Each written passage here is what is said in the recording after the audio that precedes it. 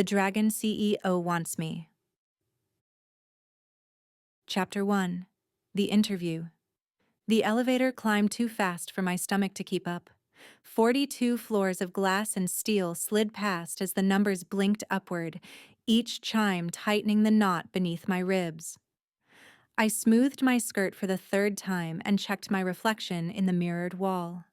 Presentable. Polished. Invisible. That was the goal. The doors opened into silence. Not the quiet of an empty office. This was the kind of stillness that pressed back. The top floor stretched wide and dark, city lights bleeding in through floor-to-ceiling windows. No receptionist. No assistants. Just a single desk at the far end and a man standing behind it. Lucien Draven. I knew his face from business magazines and whispered headlines. The youngest CEO to ever take control of a global energy empire. Ruthless, untouchable. A man who bought companies the way other people bought coffee. In person, he felt larger, not taller. Though he was that too, but heavier. Like gravity bent toward him. He wasn't looking at me when I stepped forward. His attention was fixed on the city below, hands braced on the glass, shoulders broad beneath a perfectly tailored suit. "Miss Hale," he said. My name landed on my skin. "Yes," I answered, surprised my voice didn't shake. He turned. The air changed. It wasn't dramatic. No thunder, no heat. Just a subtle shift, like a storm choosing a direction. His eyes, dark, assessing, moved over me once, slow and thorough, and stopped at my throat. Something in his expression tightened. Not hunger, not desire, recognition. "Come closer," he said. I did, because my feet moved before my brain caught up. Each step felt wrong and inevitable at the same time. The closer I got, the warmer the room felt, as if the building itself leaned toward him. He didn't sit, didn't offer me a chair. He simply watched, gaze steady, unblinking. "You're early," he said. I didn't want to be late. A corner of his mouth twitched. "No, you didn't." His attention sharpened like he was listening to something I couldn't hear. I became painfully aware of my breathing, of the space between us, of the way his presence filled it without touching me. "You've worked 3 jobs in the last 2 years," he said, eyes never leaving my face. "None of them lasted more than 6 months." I swallowed. "I do contract work." "You survive," he corrected. Something in his voice made the word feel intimate. "Yes." He stepped closer, not into my space, close enough that I could smell him. Clean, expensive, and beneath it, something darker. Smoke, heat. A scent that curled low in my stomach and made my pulse stutter. His gaze dropped again, just briefly, to my neck. A strange flickering tension passed through him. His jaw tightened. His fingers curled once at his side, like he was holding himself back from something. "I don't usually conduct interviews personally," he said. I stopped myself. "Then why am I here?" He leaned forward, bracing one hand on the desk beside me. Not touching. Never touching. But close enough that my skin reacted as if he had. "Because," he said softly, "you don't belong where you are." My breath caught. That wasn't flirtation. It wasn't a line. It felt like a fact being stated. "I applied for an executive assistant position," I reminded him. "Yes." His eyes darkened. "You did." Silence stretched, thick, weighted. He straightened abruptly and turned away, pacing once across the office like a caged thing testing its limits. His reflection in the glass caught my attention. Gold flashed in his eyes for a fraction of a second before vanishing. I blinked. "Your resume doesn't explain why," he said, stopping with his back to me. but something about you disrupts order. That didn't sound good. I'm not here to cause problems. A low sound left him, not a laugh, something closer to satisfaction. We'll see. He faced me again, and this time there was no mistaking the intensity in his stare. Whatever restraint he'd been using was thinning. I'm going to offer you a position, he said. Immediate start, executive access, housing included. My head spun. Housing? A necessity, he replied smoothly. You'll be on call. On call. My pulse thudded in my ears. I'd need to see the contract. You will. He stepped closer again, and this time my body responded before my mind could object. Heat coiled low in my belly. My skin prickled, hypersensitive to the space he occupied. Read it carefully, he continued, voice dropping. There are clauses you won't expect. Like what? His gaze flicked to my mouth, back to my eyes. Control, he said. Boundaries. Proximity. That should have sent me running. Instead, my breath came shallow and fast, like I'd been standing too close to a fire. And if I say no? I asked. For the first time, something wild flashed across his face, fast and dangerous and gone in a blink. You won't. Confidence radiated from him, absolute and unsettling. He reached out then, not to touch me. He stopped just short of my skin, fingers hovering at my throat close enough that I could feel the heat of him. My entire body locked, every nerve screaming awareness. If I touch you, he said quietly, I won't stop. The words sank deep. His hand dropped. Consider the offer, he finished, already turning away. Page 7. The elevator doors slid open behind me without a sound. I didn't remember walking out. I only remembered the echo of his voice, and the certainty, burning low and dangerous in my chest, that something ancient had just noticed me. And it wasn't done. Chapter 2. The Contract. The folder weighed more than it should have. Thick, black, unmarked. No logo, no letterhead. Just my name embossed on the front in subtle silver lettering, as if it had always been meant to be there.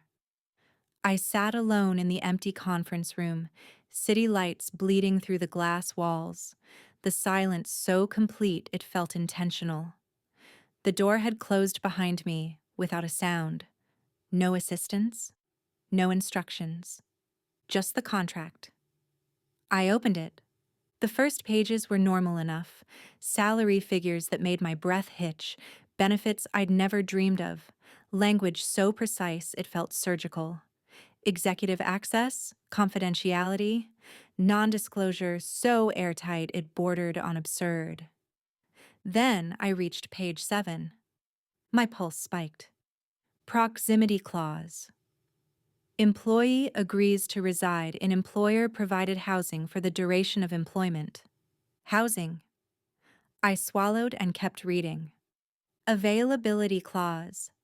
Employee acknowledges on-call status at employer's discretion. Restriction clause.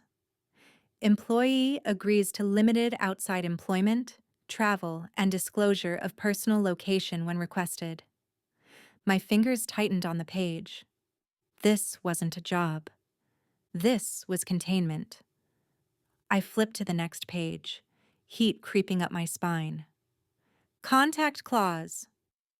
Physical contact initiated by employer may occur when deemed necessary for safety, discretion, or control of operational variables. Control. The word seemed to pulse on the page. A shadow fell across the glass wall. I looked up. Lucian stood on the other side of the room, jacket removed, sleeves rolled to his forearms. He hadn't made a sound entering. Of course he hadn't. You read quickly, he said. I read carefully, I replied, heart pounding. He circled the table slowly, like he was assessing a perimeter rather than approaching a person. His gaze tracked me, sharp and knowing, as if he could hear the way my pulse raced. "You're reacting," he observed, "because this is excessive." He stopped directly across from me, hands braced on the table, leaning forward just enough to remind me how close he could get without touching. "Is it?" he asked softly. I forced myself to meet his eyes.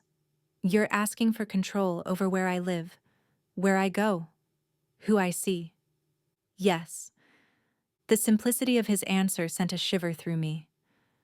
"And the contact clause?" I pressed. His gaze flicked briefly, dangerously, to my throat. "That," he said, voice lower now, "is for your protection." Something in his tone made my breath catch. Not reassurance, possession. "I don't believe you," I said. A slow smile touched his mouth. It wasn't kind. It wasn't cruel. It was pleased. "Good," he replied. "You shouldn't." He straightened and moved closer around the table now, stopping just out of reach. The air between us felt charged, tight enough to snap. "Tell me," he said quietly, "did you feel it in the elevator?" I stiffened. "Feel what?" His eyes darkened. "The pull." I didn't answer. I didn't need to. My silence was enough. "That's why you're here," he continued. "Not your resume, not your desperation." His gaze dragged over me, slow and deliberate. "You disrupt order." My skin prickled. "You keep saying that?" "Because it matters." He reached into his suit pocket and withdrew a second document. Smaller, thinner. He slid it across the table toward me. "This is the addendum," he said. I hesitated, then picked it up. Bond acknowledgement. Employee acknowledges the existence of a proprietary connection between employer and employee, the nature of which may not be fully disclosed at this time. My mouth went dry. "What kind of connection?" I asked. His voice dropped. "The kind that doesn't give you a choice once it awakens." That should have terrified me. Instead, heat curled low in my stomach, sharp and unwelcome. "I'm not signing this," I said, even as my fingers trembled.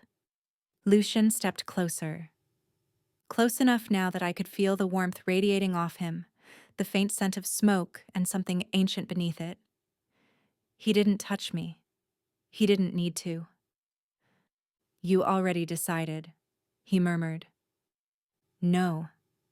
His hand came up, slow, deliberate, stopping just short of my jaw.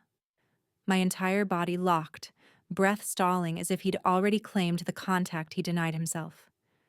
"You're shaking," he said. "Is it fear?" His gaze flicked to my lips again. "Or recognition?" The room felt smaller. The city beyond the glass faded into nothing. "I don't belong to you," I whispered. A low sound left him, something deep and restrained. "Not yet," he agreed. His hand dropped. The sudden absence of him was almost worse. "You'll sign," he said calmly, "because if you walk out that door, the pull doesn't stop." My pulse thundered. "You won't sleep," he continued. "You won't focus, and eventually you'll come back." Confidence again. Absolute. Unshakable. "And when I do?" I asked. His eyes flashed. Gold, unmistakable this time. "Then," he said, "we'll stop pretending this is just a job." The pen lay waiting beside the contract. My name stared back at me from the cover. I picked it up. And the moment the pen touched paper, something burned, hot and sudden, just beneath my skin. Lucian inhaled sharply. The lights flickered. And far below us, something ancient stirred. Chapter 3. The Claim. The burn didn't fade, it spread. I gasped, clutching the edge of the table as heat rippled beneath my skin, sharp and alive, like something waking up after a long sleep. It wasn't pain, not exactly. It was awareness. Every nerve suddenly tuned too high, too sensitive, too open. Lucian froze. For the first time since I'd met him, control slipped. His breath hitched, deep and sharp, like he'd been struck. His eyes locked on my wrist, where the faintest shimmer pulsed just beneath the skin. Golden, almost imperceptible, but growing stronger by the second. "Impossible," he murmured. What is happening?" I demanded, panic threading through the heat. He was moving before I finished speaking, crossing the room in 2 long strides. His hand closed around my wrist, actually touched me, and the moment his skin met mine, the world tilted. Fire surged. Not burning, claiming. I cried out, knees buckling as sensation crashed through me, fierce and intimate and far too much. His grip tightened instantly, anchoring me, pulling me flush against him before I could fall. The contact was electric. Every inch of my body reacted as if it recognized him on a level deeper than thought. My pulse raced, syncing with his.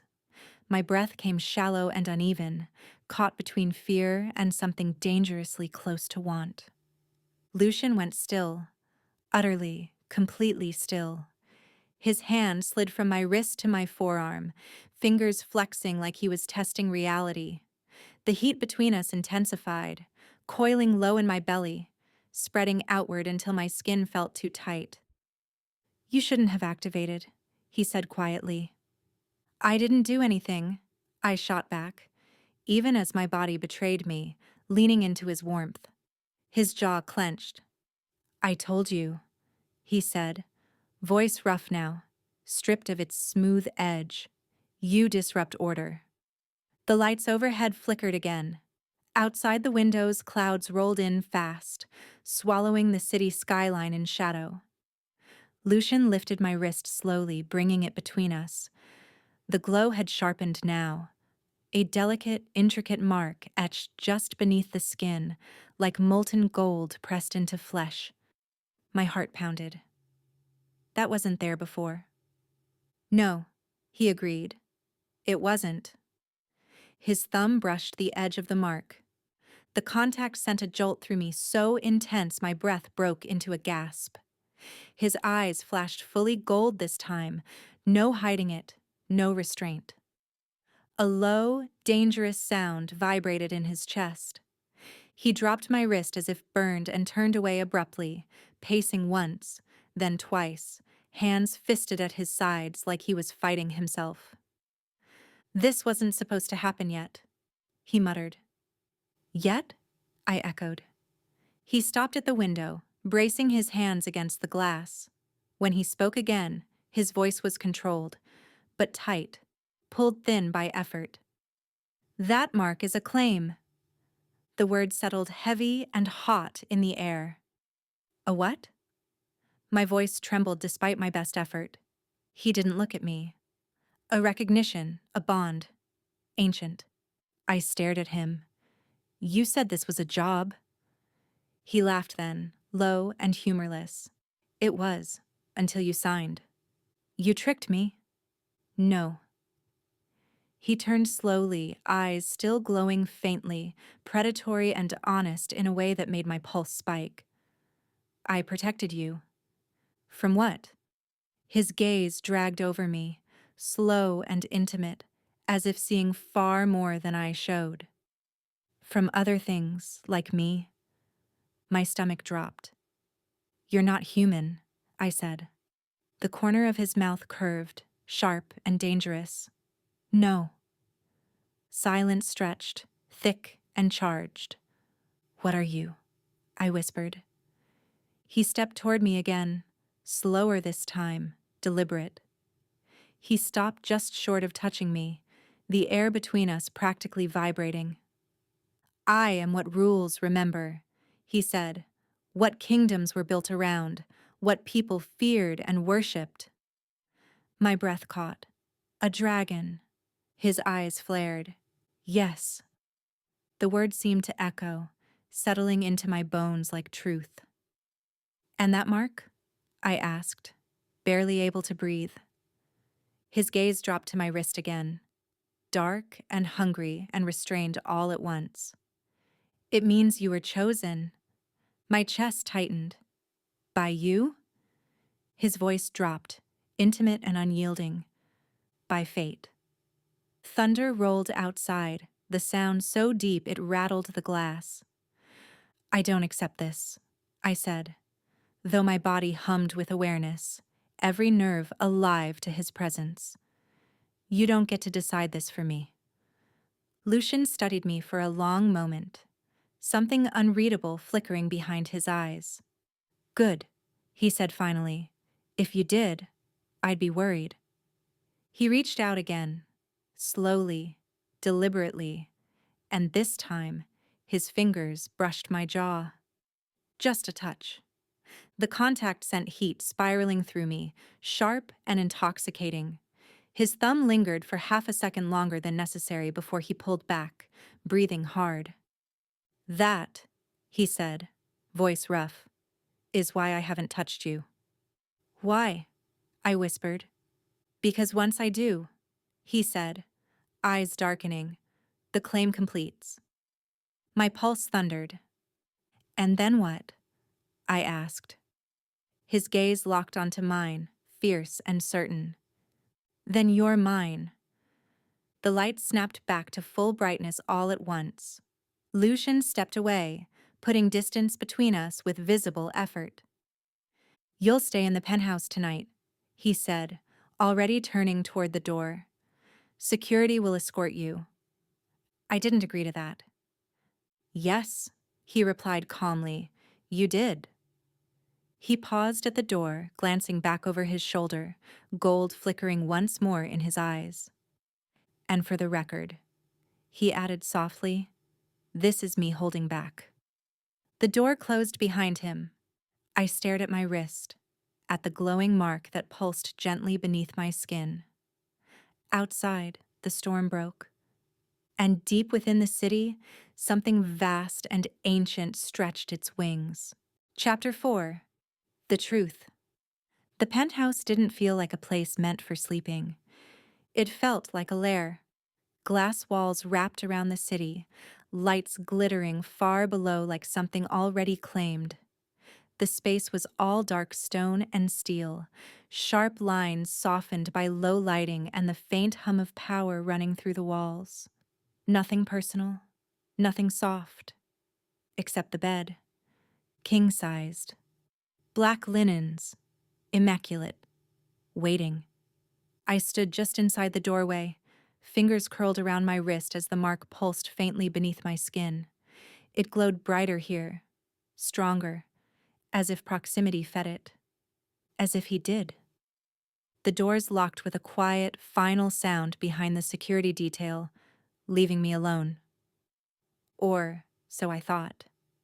You won't sleep, Lucian said from the shadows. I spun. He stood near the far window, jacket discarded, shirt open at the collar like restraint had finally begun to fray. The city lights caught the sharp planes of his face, the tension in his posture. You said you were holding back, I snapped. This doesn't feel like it. His gaze slid to my wrist. That mark won't let you rest, he said calmly. Not tonight. Then explain it, I demanded. All of it. He exhaled slowly, like a man choosing truth over comfort. Come here. I'm not. The mark flared. Heat rippled through me, sharp enough to steal my breath. My body reacted instantly, betraying me, feet carrying me closer despite my resistance. Lucian watched every step. See, he murmured, it already listens. I stopped just out of reach, heart hammering. You're controlling me. No, he said quietly. I'm anchoring you. He reached out, palm up, offering instead of taking. May I? The question caught me off guard. Yes, I whispered before I could stop myself. His fingers wrapped gently around my wrist. The contact sent a wave of sensation through me, hot, grounding, overwhelming. The mark flared bright gold, its pattern sharpening, spreading warmth up my arm and across my chest like it was mapping me. Lucian closed his eyes briefly. "You're human," he said, "but you carry resonance." "Resonance with what?" "Dragons," he answered simply. "With me." I swallowed hard. "Why?" His eyes opened, locking onto mine. Because long ago, humans and my kind were bound together. Some bloodlines didn't forget. I shook my head. "This is insane." "Yes," he agreed. "And it's true." He stepped closer, still holding my wrist, guiding my hand to his chest. I felt it then. Heat beneath skin, a steady, powerful rhythm that pulsed with something ancient and vast. "My heart," he said. "It responds to you." My breath stuttered. "You said the claim wasn't complete." "It isn't," he replied. "This is recognition. Completion requires consent." That stopped me. "You're saying I have a choice?" His jaw tightened. "I'm saying, if I take it without that, I lose myself." The honesty in his voice sent a shiver through me. "And if I walk away?" I asked. His thumb brushed my wrist. Light. Reverent. "Then the bond will burn you both." Fear curled low in my stomach. "That's not much of a choice." "No," he said softly. "It never is." Thunder rolled again, closer now. The lights dimmed automatically, plunging the penthouse into shadow lit only by the city and the faint gold glow between us. Lucian's gaze dropped to my lips. He leaned in, slow, deliberate, stopping just short of touching me, close enough that I could feel his breath, warm and steady, could sense the restraint vibrating through him. "This," he said quietly, "is as close as I'll come tonight." Every nerve in my body screamed in protest. "Why?" I whispered. "Because if I kiss you," he said, voice rough, "the truth stops being theoretical." My hands clenched in his shirt, seeking balance I didn't trust myself to have. "And what is the truth?" I asked. His eyes flashed gold. "That you were never meant to walk away." He pulled back abruptly, releasing my wrist. The sudden loss of contact left me swaying, heat still coursing through me like an echo. "You'll sleep here," he said, turning away. "Doors unlocked, no guards inside." "And you?" I asked. He paused at the doorway to the adjoining room, shadow swallowing half his face. "I'll be close enough to stop myself," he said. The door slid shut. I stood there in the dim, hand pressed to my wrist, heart racing, body alive with sensation I didn't understand. Outside, lightning split the sky, and somewhere deep beneath the city, something ancient watched and waited. Chapter 5: Deepening Bond. I didn't sleep. Not really. I lay on the edge of the vast bed, sheets cool against overheated skin, staring up at a ceiling that reflected the faint glow of the city like distant stars. Every time I closed my eyes, sensation rushed back in. Heat, awareness, the echo of Lucian's touch lingering like a promise my body hadn't agreed to forget. The mark pulsed in time with my heartbeat. Slow, patient, alive. At some point, I stopped pretending rest would come and pushed up onto my elbows. The penthouse was silent but not empty.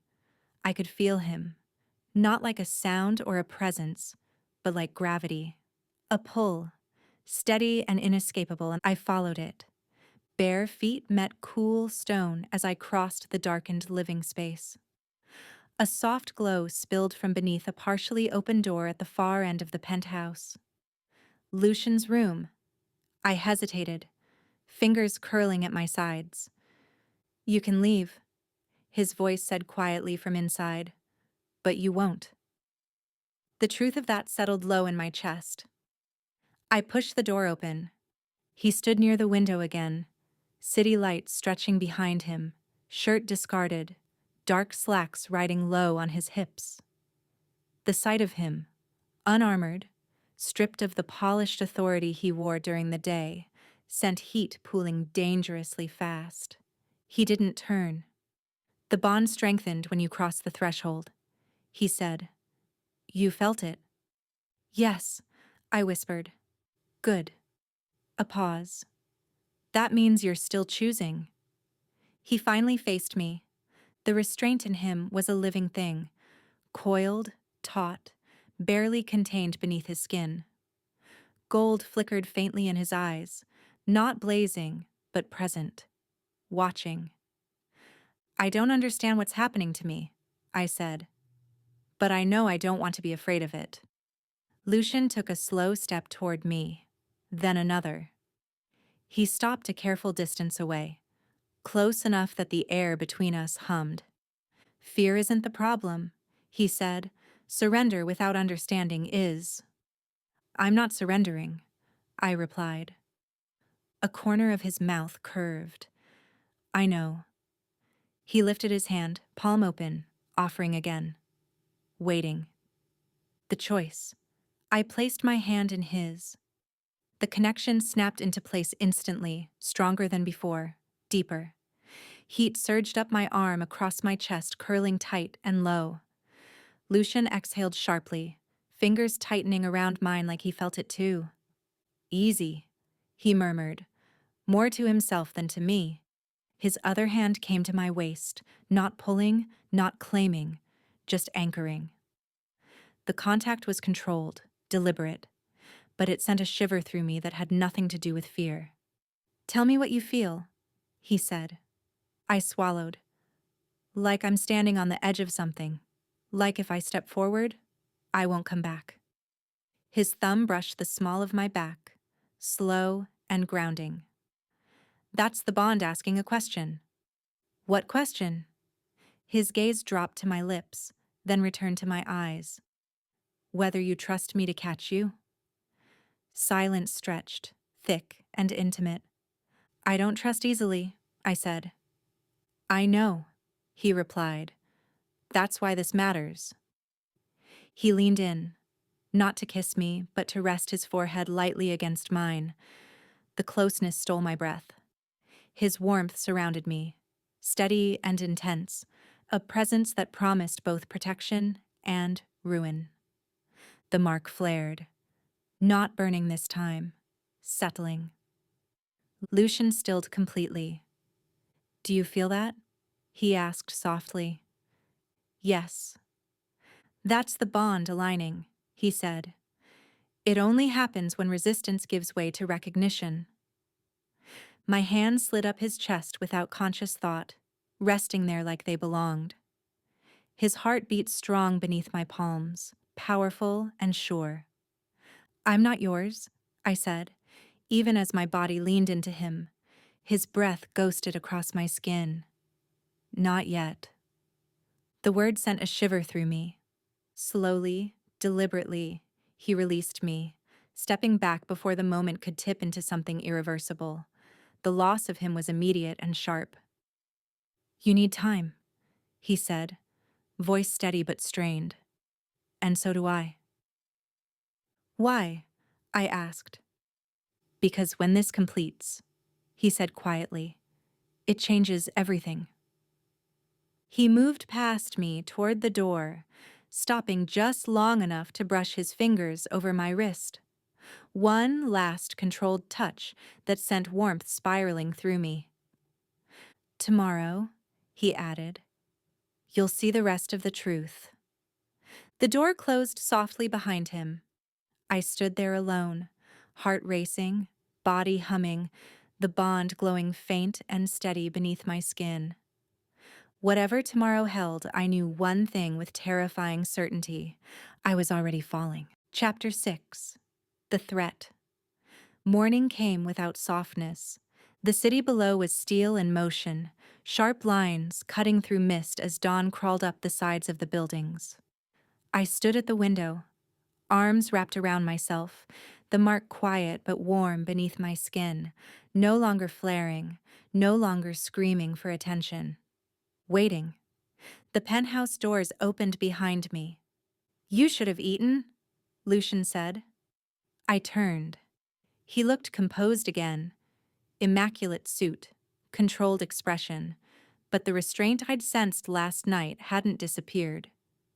It had sharpened. "I wasn't hungry," I replied.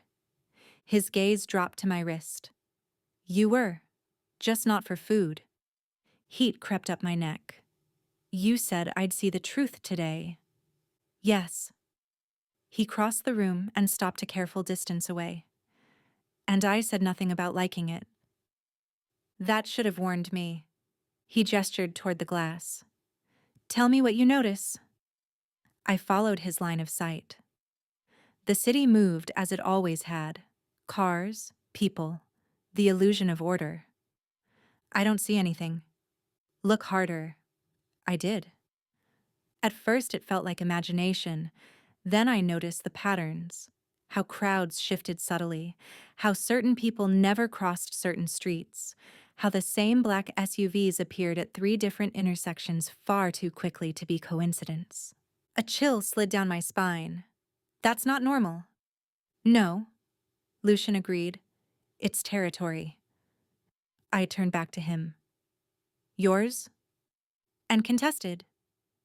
The word landed heavy. "You said you protected me," I reminded him. His jaw tightened. "I did. But protection attracts attention." As if summoned by the thought, the mark flared, sharp and sudden. I gasped, fingers curling reflexively. Lucian was on me instantly. His hands closed around my wrists, steadying me, grounding me. The contact sent a surge of heat through me that made my knees weak. "Easy," he murmured. "Breathe." I did. Slow, shallow breaths, painfully aware of how close he was. His grip was firm but controlled, his thumbs brushing pulse points with deliberate precision. "What's happening?" I asked. His eyes darkened. "You've been noticed." "By who?" His gaze flicked briefly to the windows. Back to me. "Others." The way he said it made my stomach twist. "You're not the only one like this," I realized. "No." His voice dropped. "And not all of us value restraint." The mark pulsed harder, responding to his words, to the tension in his body. Lucian's grip tightened just enough to remind me how easily he could pull me closer, and how carefully he was choosing not to. "This is why the clauses exist," he said. "Why you stay close, why you listen." "I don't like being controlled," I shot back.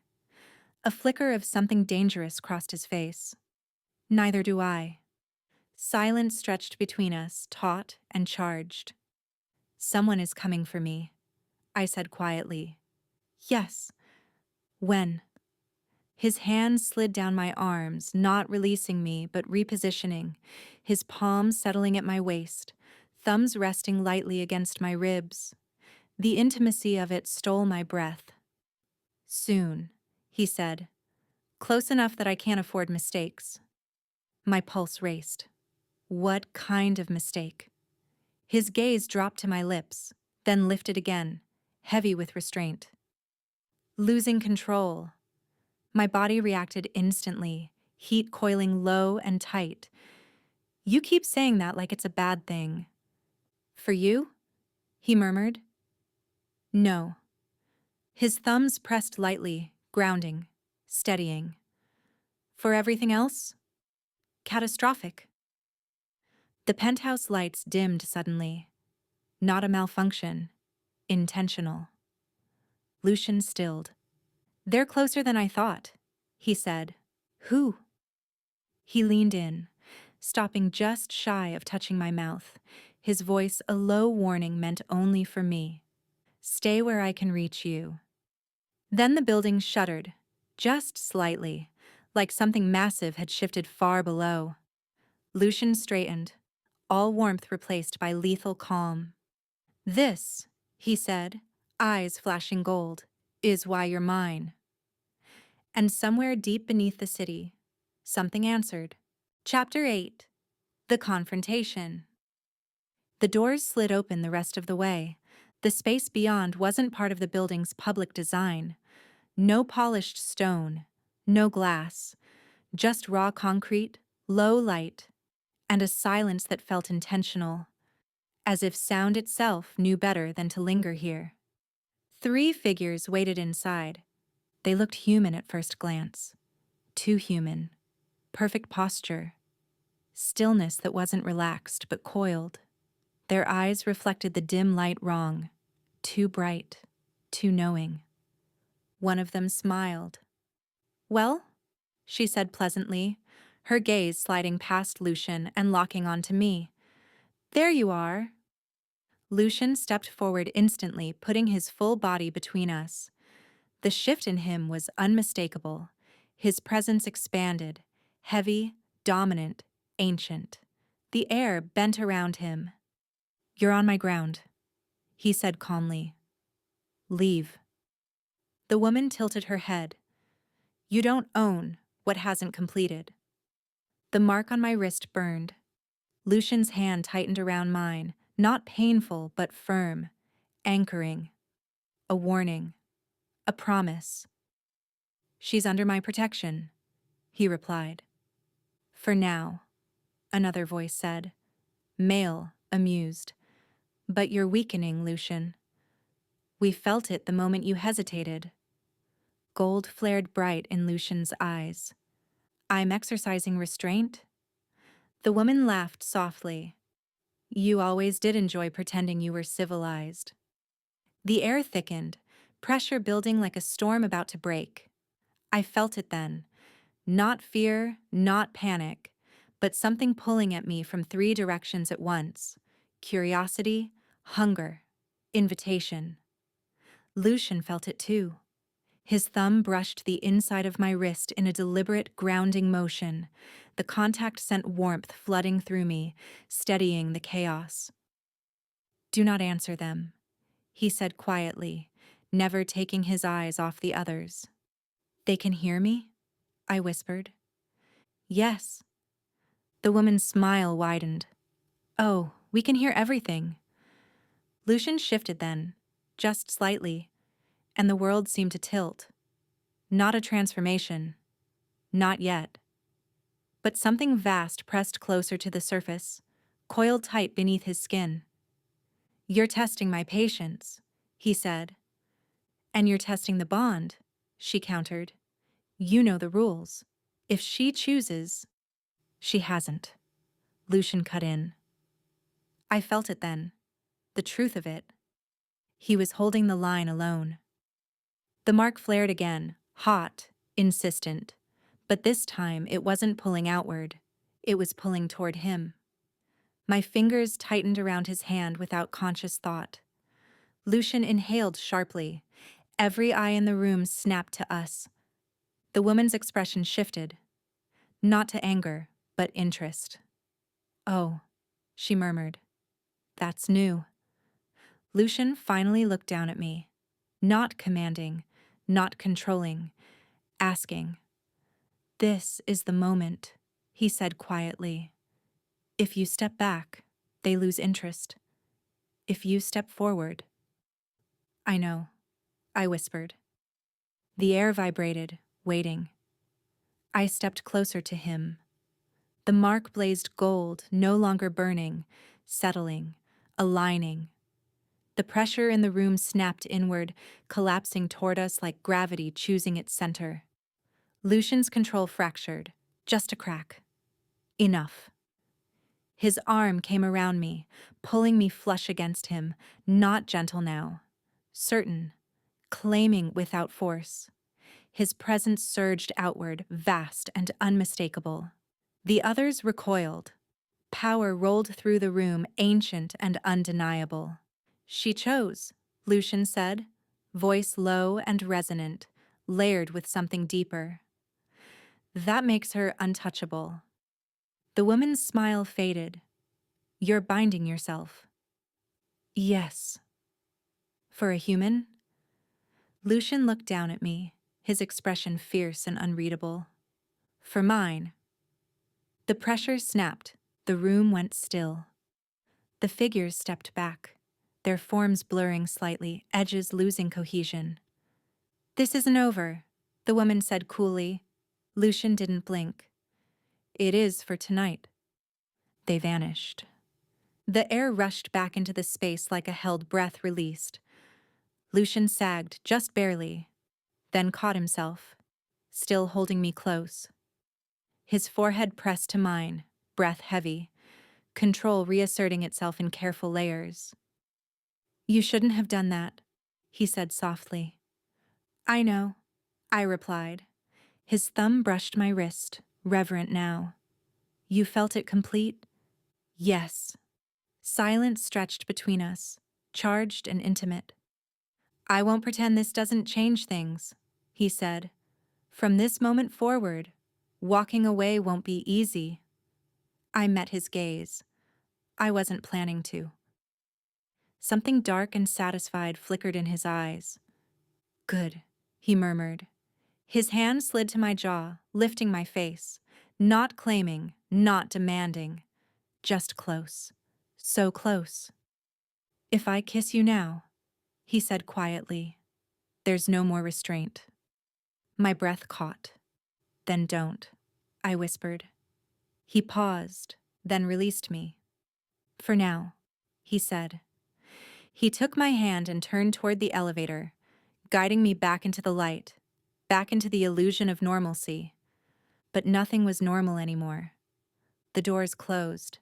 The city rose to meet us again. And beneath my skin, the bond pulsed. Steady, certain, and awake. Some bonds don't end when the story does. If you felt the pull, if you felt the heat, then you already know this wasn't the end. More stories are waiting. Subscribe to Bookish After Dark and return after dark, where ancient power, dangerous longing, and slow-burning temptation always find you. Because once a bond is awakened, walking away is no longer an option. Chapter 8. The Confrontation. The doors slid open the rest of the way. The space beyond wasn't part of the building's public design.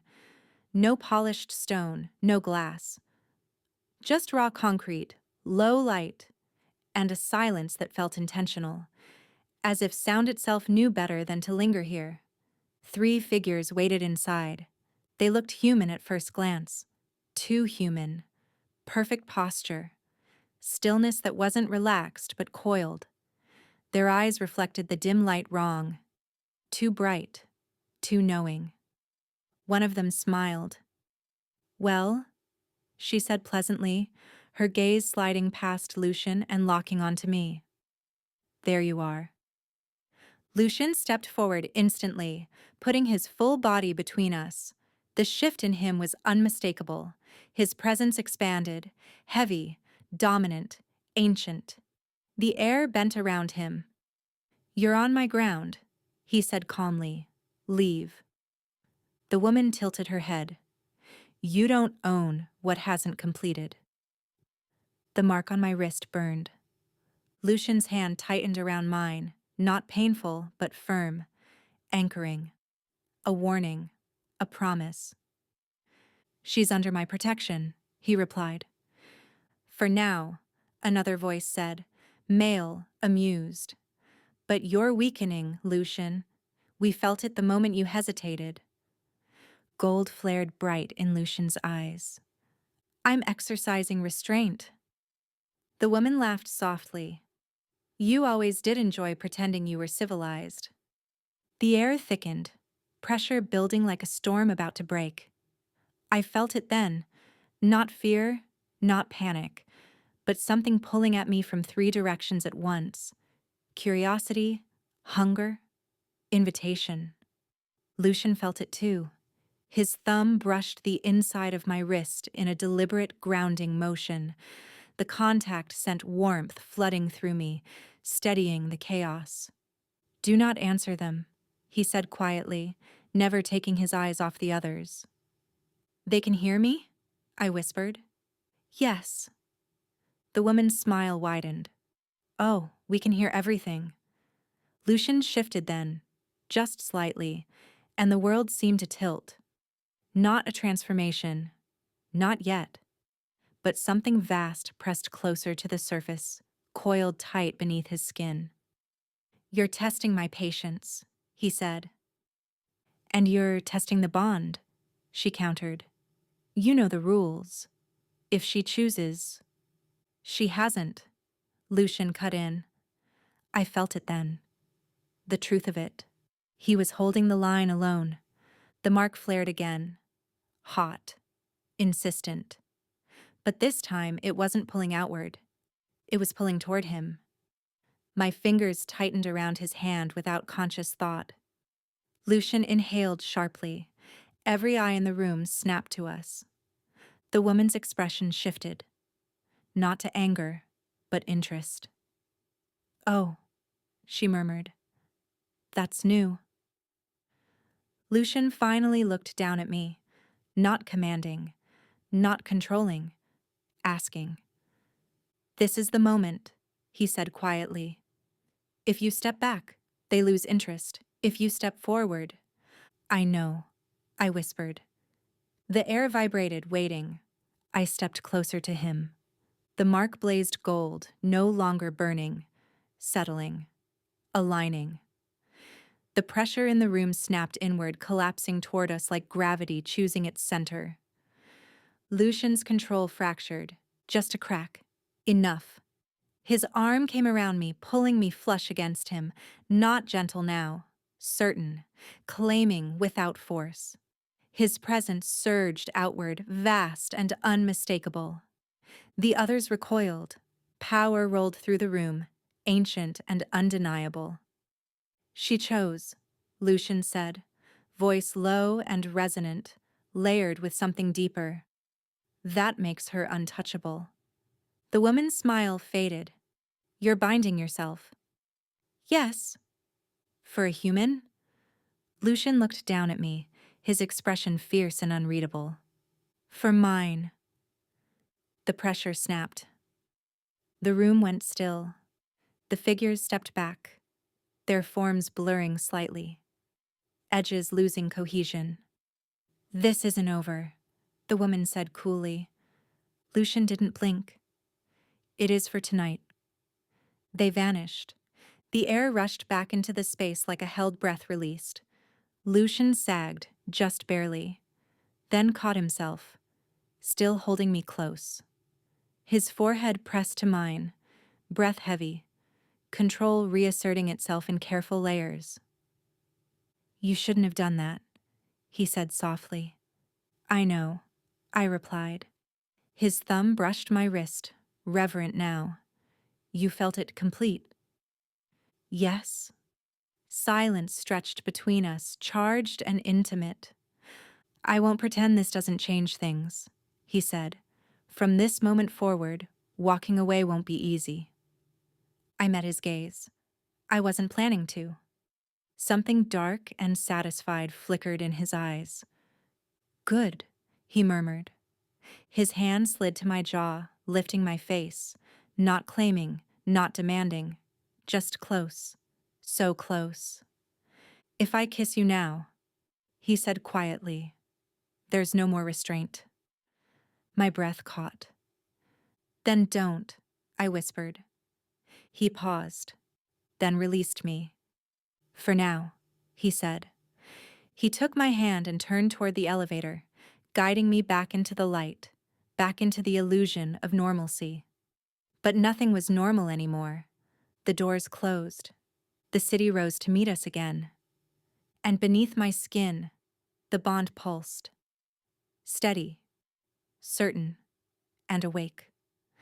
Some bonds don't end when the story does. If you felt the pull, if you felt the heat, then you already know this wasn't the end. More stories are waiting. Subscribe to Bookish After Dark and Return After Dark, where ancient power, dangerous longing, and slow-burning temptation always find you. Because once a bond is awakened, walking away is no longer an option.